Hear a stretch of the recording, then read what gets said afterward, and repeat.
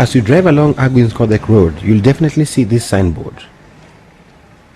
The Nairobi Women's Hospital was established 7 years ago.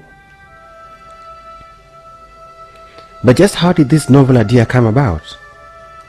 The dream starts as Dr. Sam Thenya, an obstetrician gynecologist by profession and also the CEO, was doing the usual crunching of statistics for a research project. What he found out shocked him. 65% of women we surveyed in the communities reported some form of violence in the previous 1 year. And I thought, this is possibly not true. And actually personally went to the field to check on the research assistants, whether they were actually reporting the correct thing or they were cooking up the data.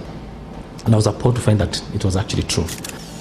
The second one was, I was working in a certain hospital and somebody came in and she'd been raped and she had nothing. No money and no identity card, nothing. And we were sort of going to decline for her to be seen. And I got involved between her skirmishes and the cashier. And finally, when I went in, I had to pay for me to attend to her. And then I realized that she had been raped. And I realized that this could be happening to a lot of many other people. And in my mind, I told myself, I'm going to have to do in my own small way, be part of the solution and not part of the problem. And hence, when I founded the Nairobi Women's Hospital, the first thing I said, well, as a policy, anybody who comes here and they're abused, we're going to give free services. This small ad hoc project has taken a life of its own in the name of GVRC, Gender Violence Recovery Center.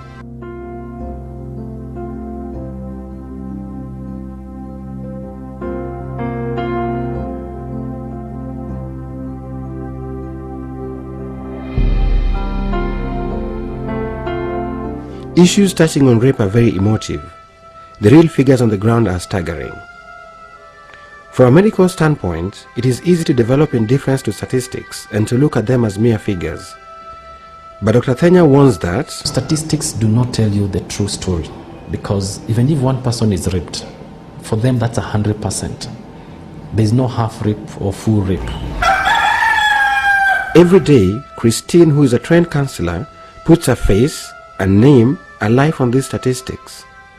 One, there's a baby that was brought here of 6 months, and she was defiled by the dad. The hymen was torn, and the mother was leaving the baby with the husband, going to work, coming back in the evening, trusting your husband like any other woman would do, only to realize that that particular day this baby was crying. In whatever position she tried to hold the baby, she kept on crying until she checked her on her private part. She was so bruised, she was bleeding, and she decided to bring her to hospital. Contrary to stereotypical assumptions, rape is not just a woman's problem. When a woman is raped, it affects her husband, her father, her brother, and the rest of the males in her life.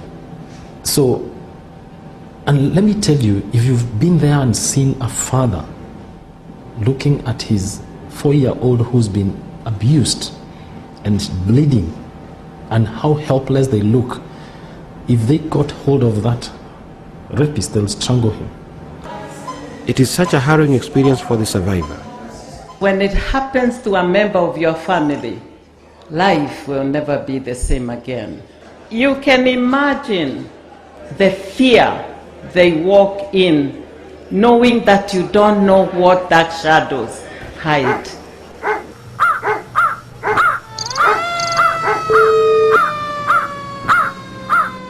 Psychologically, the damage can be debilitating. The process to mitigate the consequences takes a long time, a very long time. Yeah, many, but one was for a boy who had been blasted all over. This kid, the bladders had gone, the anus had gone, the urines, they were all together moving out.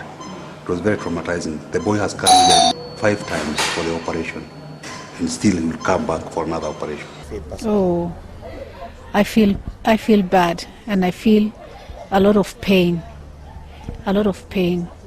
when you see kids, innocent children who do not understand anything, going through what even if it's a grown-up, it is very, very painful for you as a grown-up.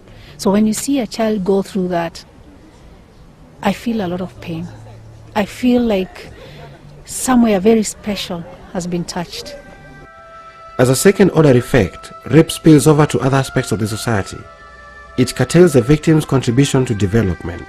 The productivity, the wastage in terms of medical supplies, the productivity of these women, and actually if you look at the loss to the national economy, it's huge. It's really huge. It has a ripple effect to the husband. Some women will never again appreciate sex anymore. That means it's trouble in a marriage. It might even lead to a divorce. And if it leads to a divorce, what happens to the children? So if we go out there and start connecting gender-based violence to our day-to-day life so that it doesn't look like a women's issue, a children's issue, or a few men's issue, we connect it to our daily lives. Since its inception, Gender Violence Recovery Center has treated over 10,890 survivors. Currently, GVRC offers a full range of services. This is in an effort to effectively address this seemingly intractable problem. The center's care package comes in a four-pronged approach: free medical treatment, psychological support, social support, and the gender-based violence monitoring unit. We visited one of the children counseling rooms. The setting is very serene. Here, the young survivor sits, relaxes, and starts to make the baby steps on the recovery path. The decor is just right to help them reconnect with a world that belongs to a child. To bolster the work of its counseling staff, the center also draws from its support networks.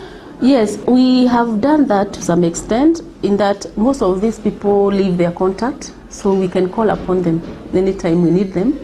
But we've also had some of them working in our departments as volunteers. So they have come in, some of them have even gone and done counseling courses, and they've come back to work as volunteers in the hospital. Other than that, Teresa explains that sexual and gender-based violence is a problem that is embedded in our social system and whose solution is out there in the wider society. The social work bit, where we have referrals to shelter homes, referrals to legal aid organizations where they can get legal aid services. It also means giving them support to see where they're going back, their homes, that they'll be accepted, that the community will also see the need to continue supporting them after they've gone through that horrific experience. Other than working with the survivors, GVRC has also left an indelible mark with its monitoring unit. The data and the human story behind it are the building blocks of informed legislations. During the preparatory stages of the Sexual Offences Act 2006, GVRC stood out as a major player. I would say the only institution that would give now, statistics as it were updated was the Gender Violence Recovery Center. Dr. Thenya, who also sits in the AG's Implementation Committee, used the database collected by the center to inform the drafting of this monumental legislation. And we worked very closely with Honorable Joe Kidogo to make sure that that became a reality. I personally give lectures to members of parliament, religious leaders, just to give them the medical part of exactly what it means and what it takes and what exactly happens. For all its comprehensiveness, the Sexual Offences Act 2006 needs a little tweaking to make it even better. In the same breath, Dr. Thenya castigates the laxity witnessed in the judicial system in its dispensation of justice. What really worries me is when I read of a case where somebody has been accused of rape, they are convicted and they are jailed for 5 years. It tells me that that magistrate really either did not know about the Sexual Offences Act or choose to ignore it, because it's very clear about minimum sentences. Rape is a societal problem, one that is caught up at an intersection of dynamic cultures and attitudes. Some ill-informed people would say that one can deserve it, or even that it has got something to do with the way women dress. No. A mode of dressing has nothing to do with rape. What does a 6-month-old baby dress into? Other than a pamper and maybe some short dress, yeah? I mean, a normal man, what would he be attracted to a 6-month-old baby? This really is not about culture. This is about HIV/AIDS. This is about destroying the lives of our children. This is about destroying this country. And we need leadership in this, people who care enough, because our cultures are rich in a lot of things.